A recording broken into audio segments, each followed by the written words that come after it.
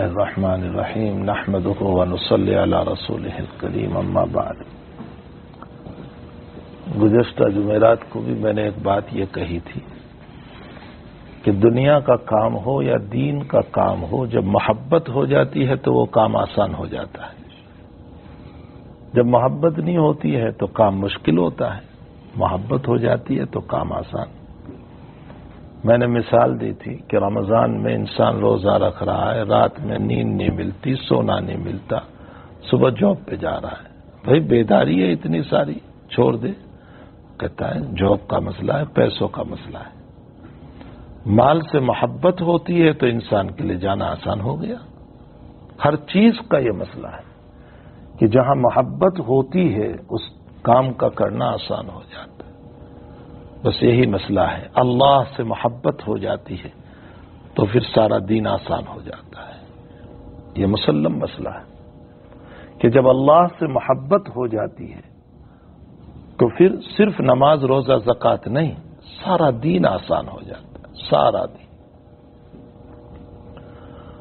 اب اللہ کی محبت کیسے پیدا ہو، اس کے اسباب ہیں جو ہمارے اکابر نے، محدثین نے، بزرگوں نے بیان فرمائے ہیں قرآن اور حدیث کی روشنی میں۔ میں نے اس میں سے پہلا ایک سبب تو گزشتہ ہفتے بیان کیا تھا، اللہ سے اللہ کی محبت مانگو، اللہ سے اللہ کی محبت مانگو، اسی سے مانگو۔ میں نے اس پر سنایا تھا کہ حضرت اقدس تھانوی رحمۃ اللہ علیہ نے فرمایا کہ جھولی اور بول اور پیالہ اسی کے سامنے پھیلاؤ۔ تو خواجہ عزیز الحسن صاحب رحمۃ اللہ علیہ کہنے لگے حضرت جھولی ہی نہ ہو تو، جھولی ہی نہیں ہے۔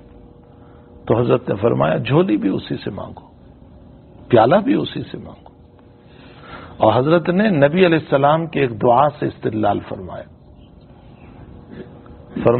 اللہم انی اسألک مسألۃ، اللہم انی اسألک خیر المسئلہ وخیر الدعاء وخیر الاجابہ۔ حضور پاک صلی اللہ علیہ وسلم کی دعا ہے اللہم انی اسألک خیر المسئلہ، اللہ مجھے مانگتے نہیں آتا، مجھے مانگنے کا طریقہ سکھا دے، مجھے مانگتے نہیں آتا ہے۔ ہماری تو دعائیں کیا ہوتی ہے، کبھی کیا بول دیتے ہیں، کبھی کیا بول دیتے ہیں۔ ہمیں دعا کا طریقہ سکھا دے اور بہترین دعا کرنے والے بنا دے۔ وخیر الدعاء وخیر الاجابہ، اور اے اللہ میری دعا کو بہترین انداز میں قبول بھی فرما لے۔ تو حق تعالی سے اللہ کی محبت مانگی جائے۔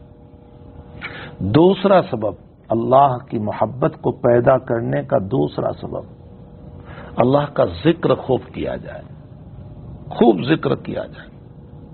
اور یہ مطلوب ہے، یا ایھا الذین آمنوا اذکروا اللہ ذکرا کثیرا، اے ایمان والو اللہ کا خوب ذکر کرو۔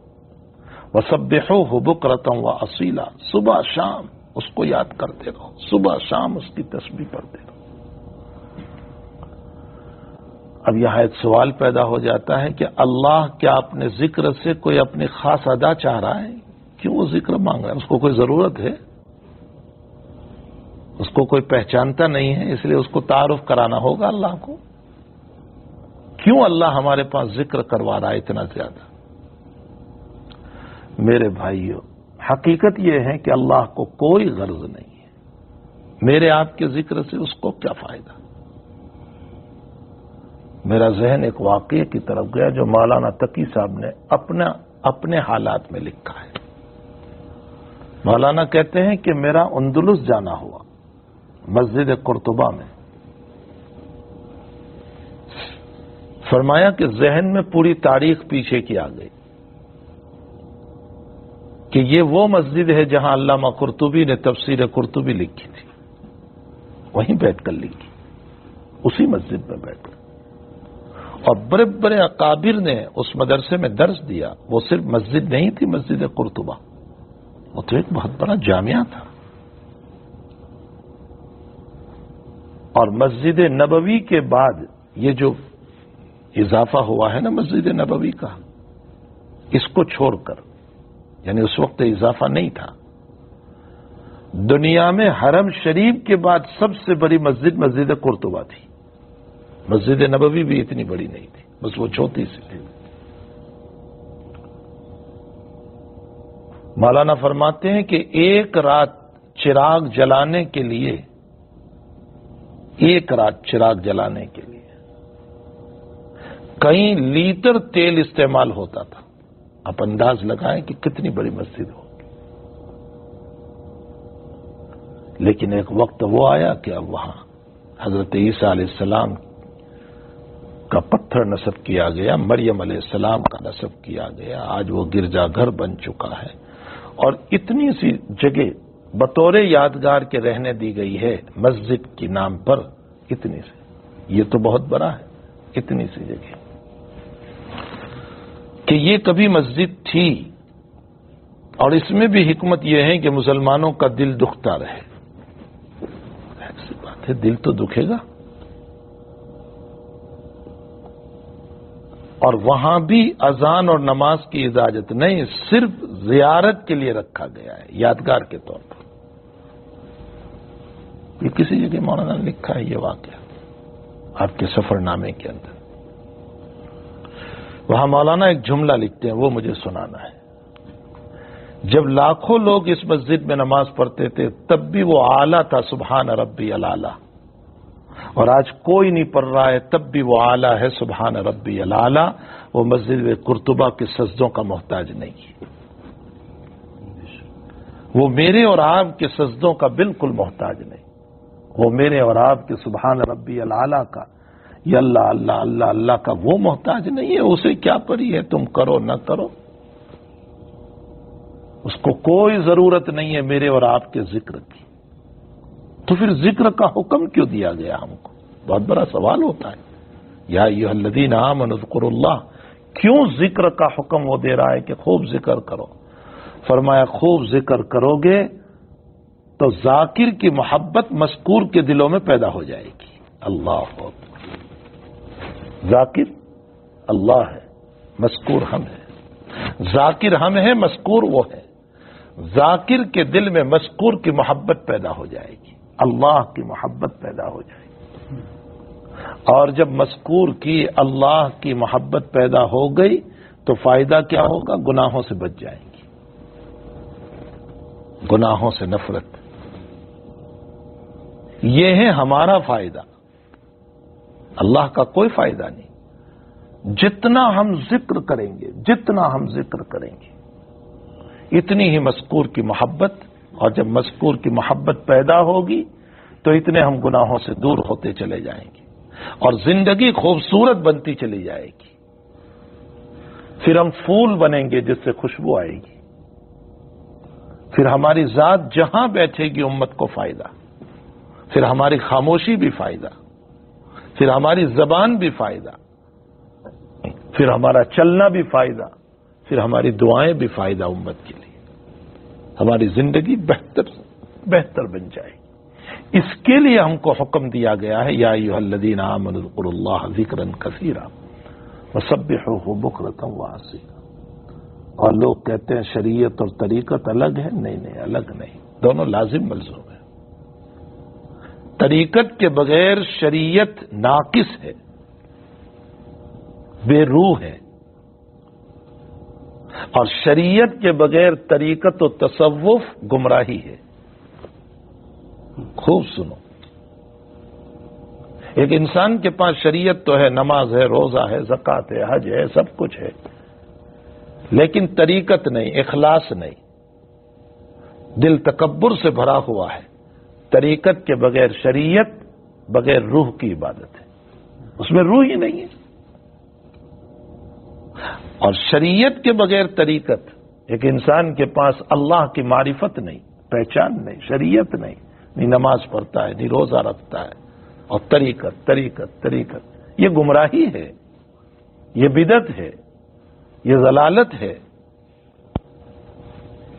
تو شریعت طریقت کے بغیر بے روح ہے، اور طریقت شریعت کے بغیر گمراہی ہے. دونوں چاہیے، شریعت بھی ہے، طریقت بھی ہے.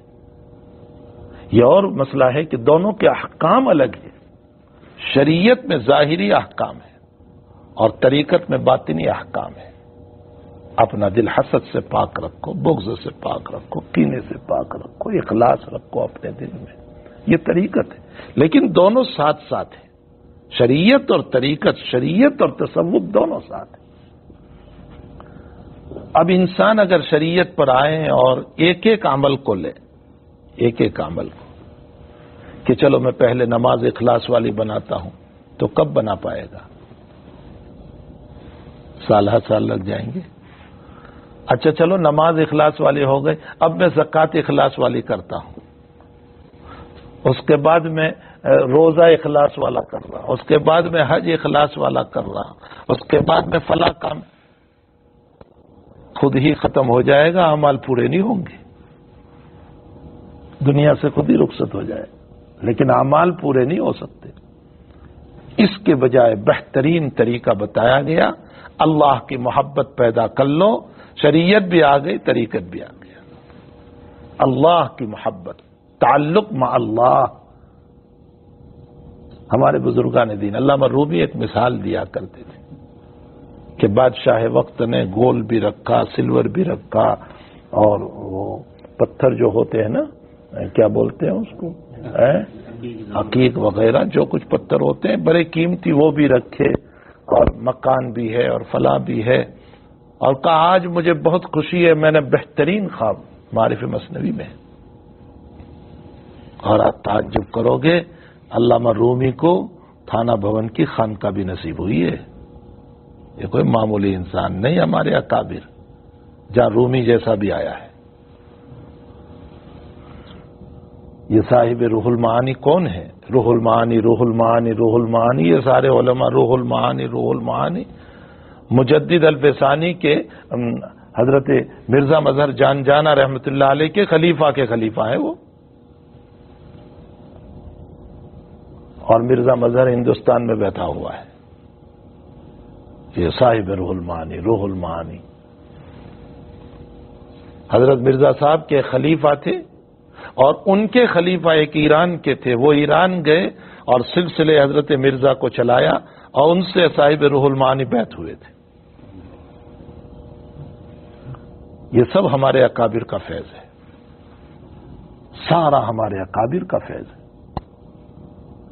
تو بہرحال رومی کہتے ہیں کہ بادشاہ نے کہا کہ آج میں نے بہت بہترین ڈریم اور خواب دیکھا ہے، تو میں بہت خوش ہوں. یہ گول ہے، یہ سلور ہے. ایک ایگزامپل ہے، ایک مثال ہے.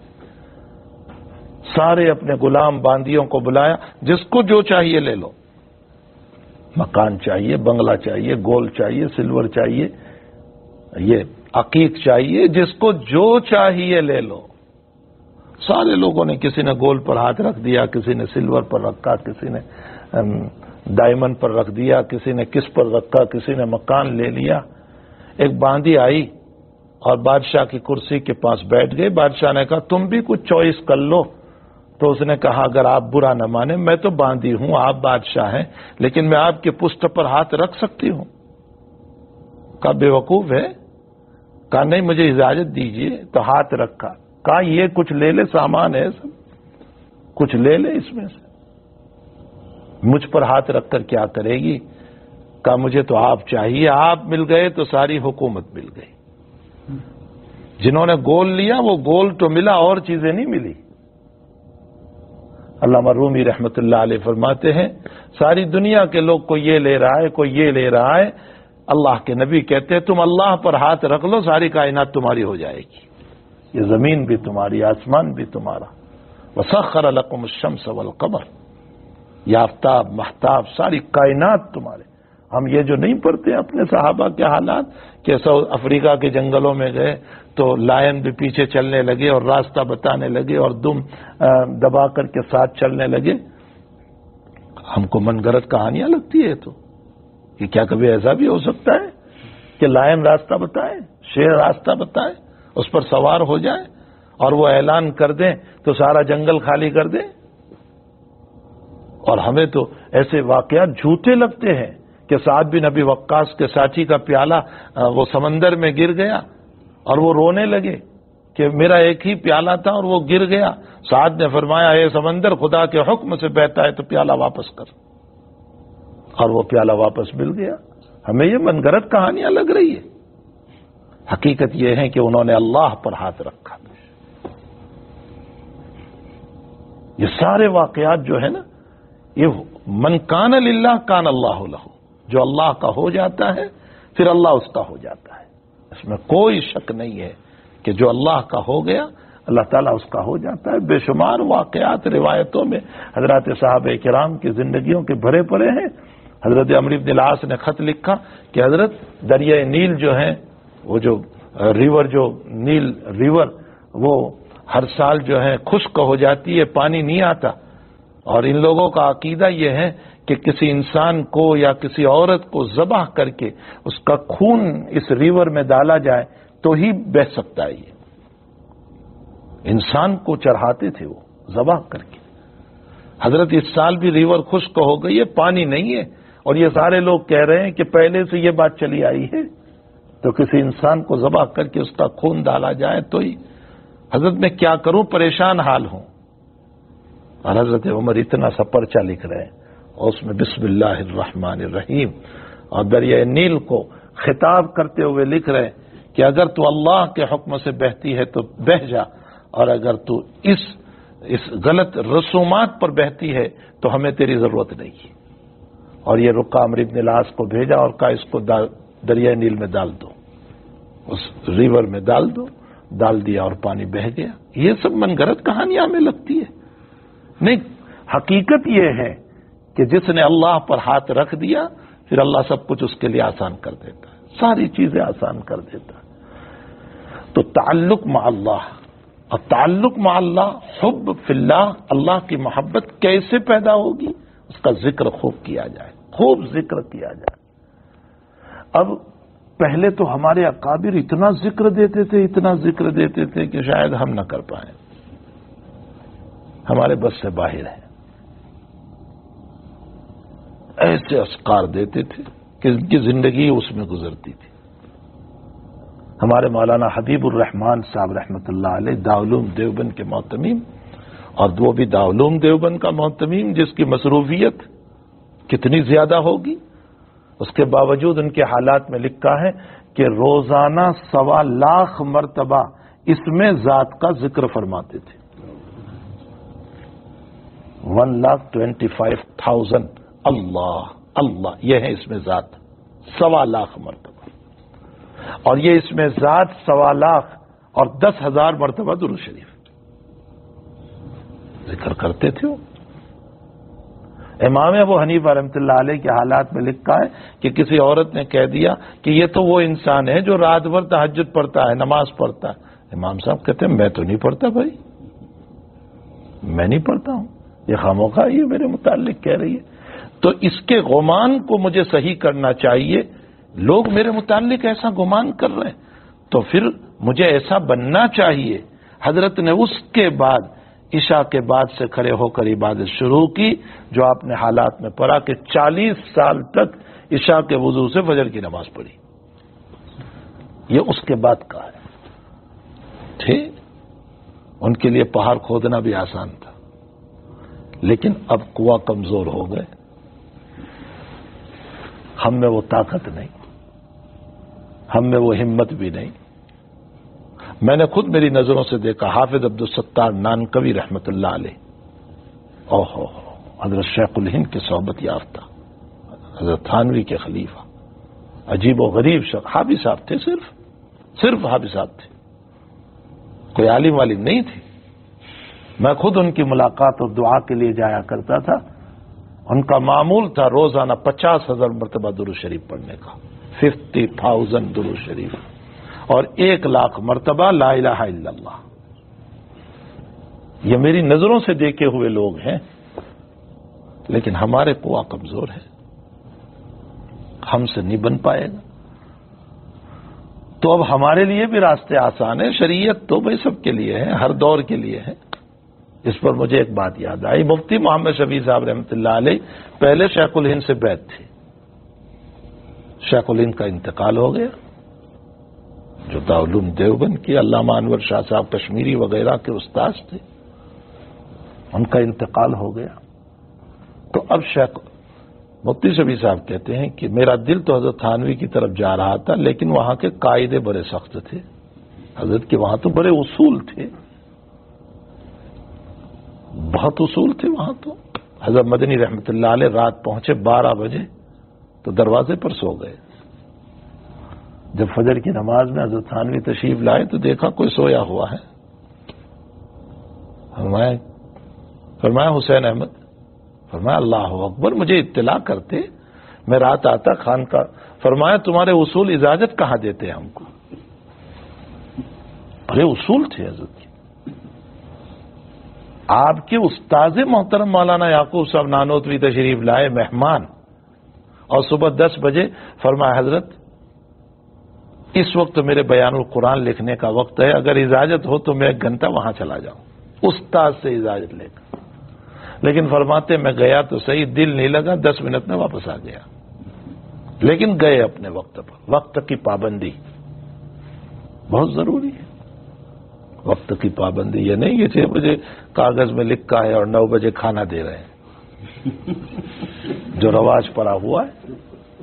10 بجے کھانا کھایا جا رہا ہے. 3 گھنٹے بیٹھے رہو، ویسے کوئی کام نہیں. نقصان کیا ہو رہا ہے؟ کہیں غیبت ہو رہی ہے، کہیں برائیاں ہو رہی ہیں، نہ معلوم کیا کیا باتیں ہو رہی ہیں، غلط سلط باتیں ہو رہی ہیں، اور وقت ضائع ہو رہا ہے. وہ اور مسئلہ، اتنے میں انسان اپنا کچھ کام کر لے. تو یہ سب مسائل ہیں. تو فرمایا کہ میرا دل تو حضرت تھانوی کی طرف تھا، لیکن ہمت نہیں ہو رہی تھی. ایک تو اصول و ضوابط بہت، اور اگر بڑے وظیفے دے دیے تو میں تو پڑھنے پڑھانے والا آدمی ہوں، کیسے کر پاؤں گا. فرمایا میرے والد صاحب مولانا یاسین صاحب رحمت اللہ علیہ حضرت تھانوی کے ساتھی تھے، کلاس فیلو تھے. انہوں نے کہا کہ بیٹے محمد شفیع حضرت تھانوی کے پاس میں تجھے لے چلوں، بیٹھ کر لوں. فرمایا ابا جی بڑے اصول ہے ان کے. تو دوسری بات یہ ہے کہ وہ اگر بہت زیادہ وظائف دے دیے میں کر نہیں پاؤں گا، میں تو پڑھنے پر. حضرت خود فرماتے مفتی محمد شفیع اپنے حالات میں، اس زمانے میں 18 کتابیں پڑھاتا تھا. 18 کتابیں دارالعلوم دیوبند میں پڑھاتے تھے. فرمایا تہجد پڑھ کے میں پڑھانا شروع کرتا تھا، رات عشاء تک پڑھاتا رہتا تھا. اب بڑی بڑی کتابیں، تو میرا تو پڑھانا ہی چلا جائے گا اگر کوئی وظیفے دے دیے تو. خیر ابا جی لے کر کے پہنچے. میں نے پہلے ہی کہہ دیا حضرت دل تو بہت مائل ہے آپ کی طرف، یہ 2 باتیں ہیں. تو حضرت تھانوی نے دونوں کا جواب دیا. پہلا جواب تو یہ دیا کہ تم یہ کہہ رہے ہو کہ اصول اور قواعد. فرمایا ساری زندگی نبی کی بھی اصول و قواعد والی ہے. شریعت میں تو بغیر اصول کے ہے ہی نہیں، یہاں تو اصول ہے. کیا یہ حضرت نے استدلال فرمایا قرآن سے؟ کیا قرآن میں تم نے یہ نہیں پڑھا کہ جب کسی کے وہاں دعوت ہو نبی کے وہاں تو جب بلائیں تب جاؤ، اسے پہلے نہ جاؤ. اور جب کھانا کھا لو تو فَإِذَا طَعِمْتُمْ فَانْتَشِرُوا، چلے جاؤ، بیٹھے نہ رہو، باتیں نہ کرتے رہو وہاں. یہ سب اصول ہی تو ہیں. اور فرمایا جہاں تک تعلق ہے وظائف کا، کیا ضروری ہے کہ زیادہ وظائف ہو؟ کوئی ضروری نہیں کہ وظائف زیادہ ہو. میں تمہیں وظائف نہیں دوں گا، پڑھنا پڑھانا اپنا مشغلہ رکھے. میں تمہیں 4 کام دوں گا اور بہت آسان ہے. حضرت نے فرمایا پہلا کام تو یہ ہے کہ دیکھو گناہوں سے بچتے رہیے. اب وظیفہ دے رہی ہے، گناہوں سے بچتے رہیے. اس لیے کہ گناہ سے بچنے کے لیے قوت بدن کی ضرورت نہیں، قوت ارادہ کی ضرورت. بہترین بات فرمایا. گناہ سے بچنے کے لیے بدن کی طاقت کی ضرورت نہیں ہے، قوت ارادہ کی ضرورت ہے. بس آپ اپنا ارادہ مضبوط کر لیں کہ مجھے نہیں دیکھنا ہے اجنبی عورت پر. اگر ارادہ مضبوط ہو گیا، ارادہ کر لیں کہ مجھے موبائل پر گندی چیز نہیں دیکھنا ہے. فرمایا ترک معاصی میں قوت ارادہ کی ضرورت ہے، قوت بدن کی ضرورت نہیں. پہلا کام گناہ کو چھوڑ دیں بس. دوسرا کام فرمایا فضول باتوں سے بچیں، اپنا وقت ضائع نہ کریں. فضول باتوں میں اپنا وقت ضائع نہ کریں. بس اب یہ عمل دیے تیسری بات فرمائی وقت مل جائے تو کچھ معمولات ادا کر لیجیے، وقت مل جائے تو کچھ معمولات ادا کر لیجیے۔ اب معمولات کیا دیے؟ فرمایا ماضی سے متعلق استغفار کرتے رہیے، ماضی میں بہت سارے گناہ ہو گئے ہیں۔ انک تعلم ما لا اعلم، اللہ کے نبی کی دعا ہے نا، یا اللہ جو تو جانتا ہے میں نہیں جانتا ہوں، مجھ سے کیا کیا ہو گیا ہے ماضی میں تو بھول بھی گیا اس کو، تو جانتا ہے میں نہیں جانتا، تو ماضی یاد آ جائے تو استغفار کر لینا۔ ایک بات بتا دی، حال سے متعلق شاکرانہ و صابرانہ مزاج رکھنا، کتنی بہترین باتیں، حال سے متعلق شاکرانہ و صابرانہ مزاج رکھنا، یہ باتیں اپنی زندگی میں لانے کی ہے۔ نعمت مل جائے شکر کر لینا، اور مصیبت آ جائے صبر کر لینا۔ کوئی بھی نعمت ملے، لک الحمد و لک الشکر، لک الحمد و لک الشکر، لک الحمد و لک الشکر۔ اور اگر مصیبت آ گئی، انا للہ و انا الیہ راجعون، بس یہ پڑھ لیا کرو۔ حضرت تھانوی نے یہاں ایک نقطہ لکھا ہے، فرمایا مصیبت بہت کم ہے، نعمتیں بہت زیادہ ہے۔ ہم کیا کہتے ہیں؟ مصیبت زیادہ ہے نہ، قرآنی استدلال، یہ علماء محظوظ ہوں گے حضرت کے اس استدلال سے۔ میں نے اسی لیے حضرت تھانوی کے مسائل سلوک کو بھی کھولنا شروع کیا، میں نے لکھنا شروع کیا۔ حضرت تھانوی نے بیان القرآن میں جو مسائل سلوک لکھے ہیں اس کو میں نے کھولنا شروع کیا۔ میں نے الحمدو کی تفسیر جب حضرت کی دیکھی، حضرت فرماتے ہیں مالکی یوم الدین، قیامت کے دن کا مالک ہے، تو حضرت وہاں فرماتے ہیں دنیا کا بھی تو مالک ہے، پھر قیامت کا کیوں کہا؟ فرمایا دنیا میں بندے کو مکلف بنایا، علماء سنیں اس بات کو، مکلف بنایا، اور مکلف کے لیے اختیار ضروری ہے، ورنہ مکلف کیسا ہو؟ مختار ہونا، اختیار ہو، اور مختار بنانے کے لیے مالکیت ضروری ہے، اس لیے بندے کو دنیا میں مالک بنایا۔ قیامت میں کوئی مالک نہیں، حتیٰ کہ نبی بھی مالک نہیں، اللہ کی اجازت کے بغیر نبی بھی بول نہیں پائے گا، اس لیے اس نے مالکی یوم الدین کہا۔ اب بتائیے کیسی زبردست بات لکھی۔ تو حضرت فرماتے ہیں کہ مصیبت کم ہے، نعمتیں زیادہ ہے۔ کیوں؟ فرمایا اللہ کہتا ہے وَلَنَبْلُوَنَّكُمْ بِشَيْءٍ مِّنَ الْخَوْفِ، بِشَيْءٍ لایا، شیئن نکیرہ ہے، ہم آزمائیں گے کچھ خوف سے۔ وَلَنَبْلُوَنَّكُمْ مِنَ الْخَوْفِ نہیں کہا ہے، بِشَيْءٍ مِّنَ الْخَوْفِ کہا ہے۔ معلوم ہوتا ہے خوف کم ہوگا، مصیبتیں کم ہوگی، نعمت بہت زیادہ ہے۔ اس سے استدلال کیا کہ مصیبت کم ہے، نعمتیں بہت زیادہ ہے۔ وَلَنَبْلُوَنَّكُمْ بِشَيْءٍ مِّنَ الْخَوْفِ۔ تو بھائی جب نعمت زیادہ ہے تو ہماری زبان شکر سے تر رہنی چاہیے۔ ہمارا مزاج بڑا عجیب ہو گیا ہے، جب کوئی چیز سامنے آتی ہے نا، اس میں دو پہلو ہوتے ہیں، خیر کا بھی شر کا بھی، تو ہم شر کے پہلو کو غالب کر دیتے ہیں اور خیر کا پہلو چھوڑ دیتے ہیں۔ کاروبار ٹھیک ہے، ٹھیک ہے، ہمارا جواب ٹھیک ہے، طبیعت ٹھیک ہے، ہم یہ بھی تو کہہ سکتے الحمدللہ بہت اچھے، اس سے بدتر حالت میں بھی میں رہ سکتا تھا، اس سے خراب حالت میں بھی تو اللہ مجھے رکھ سکتا تھا، لیکن ہم شر کو غالب کرتے ہیں، خیر چھوڑ دیتے۔ تو حضرت نے فرمایا حال سے متعلق شاکرانہ و صابرانہ مزاج رکھو، شکر صبر، نعمت ملے شکر، مسجد میں گئے جگہ مل گئی، اللہ نے توفیق دے دی نماز پڑھنے کی، لک الحمد و لک الشکر، اللہم اعنی علی ذکرک و شکرک و حسن عبادتک، نبی کی دعا ہے۔ اور کوئی مصیبت آ جائے انا للہ و انا الیہ راجعون۔ اور آئندہ سے متعلق حضرت تھانوی رحمۃ اللہ علیہ فرماتے ہیں کہ آئندہ سے متعلق انسان کو خوف بہت ہوتے ہیں، کیا معلوم پیسے آئیں گے یا نہیں آئیں گے، کیا معلوم سیلری ملے گی یا نہیں ملے گی، کیا معلوم طبیعت ٹھیک رہے گی یا نہیں رہے گی، کیا معلوم جاب باقی رہے گا یا نہیں رہے گا، کیا معلوم رینٹل کے پیسے نکلیں گے یا نہیں نکلیں گے۔ آئندہ سے متعلق خوف رہتا ہے۔ حضرت تھانوی رحمۃ اللہ علیہ نے فرمایا آئندہ کے خوف دل میں تمہیں ستانے لگے تو اللہ سے پناہ مانگتے رہنا۔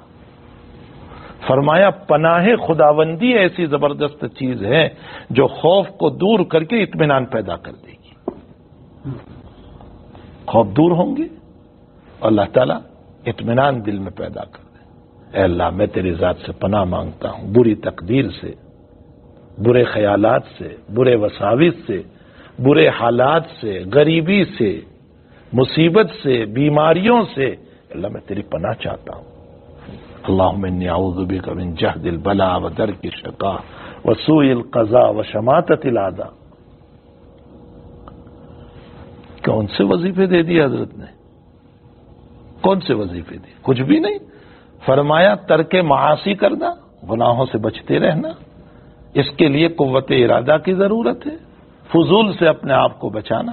دو باتیں، ماضی یاد آ جائیں استغفار کرتے رہنا، حال سے متعلق نعمتوں پر شکر، مصیبت پر صبر، انا للہ و انا الیہ راجعون۔ اور آئندہ ماضی سے متعلق تمہیں حالات پریشان کریں، اللہ سے پناہ مانگتے رہنا، اور تھوڑا سا وقت نکال کر کبھی اللہ اللہ کر لیجیے۔ بس میں کوئی وظیفے نہیں دیتا، اپنے پڑھنے پڑھانے میں مشغول رہو۔ حضرت مفتی شفیع صاحب فرماتے میں بیعت ہو گیا اور اس بیعت پر مجھے جو فائدہ ہوا ہے، فرمایا میری دنیا بھی سنور گئی، میری آخرت بھی سنور گئی، میری دنیا بھی سنور گئی، میری آخرت بھی سنور گئی۔ تو میرے بھائیوں، بہت سے لوگ اس کے اندر لطائف وطائف سنو، حضرت تھانوی کا ایک جملہ سناؤ۔ یہ لطائف وطائف کوئی چیز نہیں ہے، یہ روح، یہ فلاں، یہ فلاں۔ حضرت تھانوی فرماتے ہیں آم کھانے سے مطلوب ہے بھائی، مینگو کھانے سے مطلوب ہے، کتنے کے ملتے ہیں، کہاں ملتے ہیں، کیا ہوتا ہے، یہ سب چھوڑو۔ فرمایا لطائف کے نام جان کر تم کیا کرو گے؟ تمہارے بس میں ہے یہ لطائف سارے کہ یہ روح ہے، یہ قلب ہے، یہ فلاں ہے، یہ فلاں ہے؟ یہ تمہیں کیا لینا دینا ان لطائف سے؟ سب سے بڑی چیز یہ ہے اللہ کی محبت پیدا ہو جائے، بس اللہ کی محبت پیدا ہو جائے، اور جب محبت پیدا ہو جائے گی تو سارا دین پھر آسان ہو جائے گا، پھر سچ بولنا آسان، پھر تجارت صحیح طریق پر کرنا آسان، پھر اپنی ذات سے کسی کو تکلیف نہ پہنچے گی آسان، پھر ہر وقت دل میں اللہ کا خوف، پھر نماز پڑھنا آسان، پھر تہجد کے لیے اٹھنا آسان، پھر بیوی کے حقوق آسان، پھر بچوں کی تربیت آسان، سارے مسائل آسان ہو جائیں۔ حب فی اللہ کی ضرورت ہے، اور اس کے لیے دو باتیں ہوئی۔ گزشتہ ہفتے میں نے بتایا تھا اللہ سے اللہ کی محبت مانگو، اور دوسرا اللہ کا ذکر خوب کرو، دو باتیں۔ اور انشاءاللہ ایک تیسری بات ہے جو اگلے ہفتے ہم پڑھ لیں گے اس کو، تاکہ ان تینوں اسباب کے ذریعے سے اللہ کی محبت پیدا ہو جائے، اور جب محبت پیدا ہوگی تو پھر دین پر چلنا آسان ہو جائے گا۔ یہ صرف یہ ذکر ہی ذکر نہیں ہے، کل مطیع فہو ذاکر، ہر اطاعت اللہ کا ذکر ہے، ہر اطاعت اللہ کا ذکر۔ کیلے کا چھلکا ہٹا دیا، بنانا کا چھلکا پڑا تھا، یہ اللہ کا ذکر ہے۔ نبی فرماتے ہیں صدقے کا ثواب ہے اس پر۔ ماں باپ کو محبت کی نظر سے دیکھ لیا، صدقے کا ثواب ہے، حج کا ثواب ہے، یہ ذکر ہے۔ یہ ہر ایک ذکر ہی ذکر ہے، یہ بھی ذکر کرو، وہ سارے اعمال والی زندگی بھی بناؤ۔ اللہ ہم سب کو اس کی توفیق عطا فرمائے۔ سبحان اللہ و بحمدہ، سبحانک اللہم و بحمدک، نشہد ان لا الہ الا انت، نستغفرک و نتوب الیک۔